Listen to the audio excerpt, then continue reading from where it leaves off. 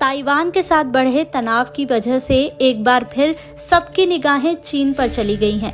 कई लोग इस बात पर भी हैरत जताते हैं कि राष्ट्रपति शी जिनपिंग अपने मुल्क को किस मुकाम पर देखना चाहते हैं। शायद इस सवाल का जवाब अतीत में छिपा है।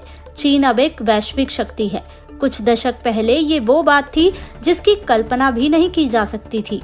19वीं और 20वीं सदी का चीन का इतिहास आज भी बाहरी दुनिया को लेकर उसकी सोच को प्रभावित करता है। चीन 19वीं सदी के मध्य में अफीम युद्ध का गवाह रहा है।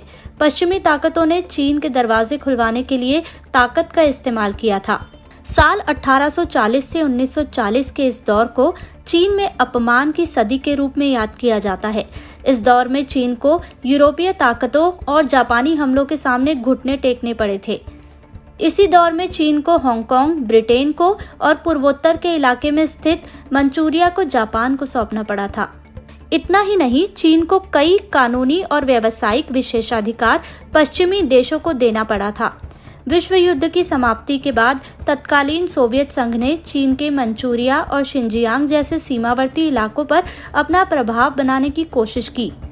इन अनुभवों की वजह से चीन बाहरी दुनिया को शंकालु नजरिए से देखने लगा। साल 2001 में जब चीन विश्व व्यापार संगठन का हिस्सा बना तो कई लोगों के जहन में उस दौर की यादें ताज़ा हो गईं, जब चीन के व्यापार पर विदेशी ताकतों ने गैर वाजिब संधियों के सहारे नियंत्रण स्थापित कर रखा था। आज की कम्युनिस्ट पार्टी ने ये शपथ ले रखी है कि वो कभी पहले जैसे हालात पैदा नहीं होने देंगे। इस साल मार्च में अलास्का में चीन और अमेरिकी वार्ताकारों की एक तीखी बहस के बाद चीन ने अपने मेजबानों पर पाखंड और धौंस जमाने का आरोप लगाया था। शी जिनपिंग का चीन उस विचार का समर्थन नहीं करता जिसमें कोई बाहरी ताकत उसे आंख दिखाए और यूं ही बचकर निकल जाए। कभी कभी नकारात्मक बातों में भी सकारात्मक संदेश छुपे होते हैं। द्वितीय विश्व युद्ध के समय चीन को भी ऐसा ही एक सबक मिला था। साल 1937 में जापान ने जब उस पर हमला किया तो वो अकेला ही उसका सामना कर रहा था।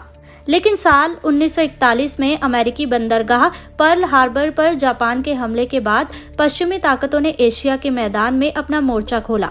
युद्ध के उन दिनों चीन में 1 करोड़ से भी ज्यादा लोगों की जानें गई थी, लेकिन उसने 5 लाख से भी ज्यादा जापानी सैनिकों को अपनी जमीन पर कैद करके रखा था।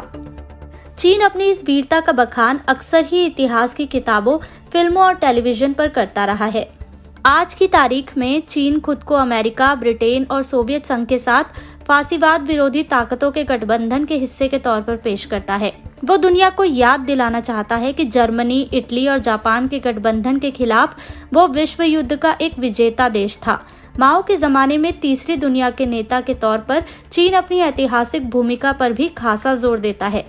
इस सिलसिले में गैर पश्चिमी ताकतों के बीच साल 1955 के बांगडोंग कॉन्फ्रेंस और 70 के दशक में पूर्वी अफ्रीका में तंजाम रेलवे के निर्माण में चीन की भूमिका का जिक्र किया जाता है। चीनी कम्युनिस्ट पार्टी अपनी अहमियत का एहसास दिलाने के लिए आधुनिक इतिहास का भी सहारा लेती है, लेकिन उसी इतिहास के कालखंड में बर्बाद कर देने वाली आर्थिक नीतियों के कारण जब भीषण अकाल पड़ा था और आज के चीन में उस घटना का जिक्र तक नहीं किया जाता है। और इस बीच चीन कुछ आधुनिक लड़ाइयों का भी गवाह रहा। पिछले साल जब अमेरिका और चीन के संबंध तनावपूर्ण चल रहे थे तो साल 1950 से 53 के दौरान हुए कोरियाई युद्ध की याद में नई फिल्म बनाई गई। चीन इस लड़ाई को अमेरिका के खिलाफ प्रतिरोध का युद्ध करार देता है। चीन की राजनीतिक विचारधारा में मार्क्स और लेनिन का वजूद बड़ी गहराई तक है। शी जिनपिंग के दौर में इसे सक्रियता से महसूस किया जा सकता है।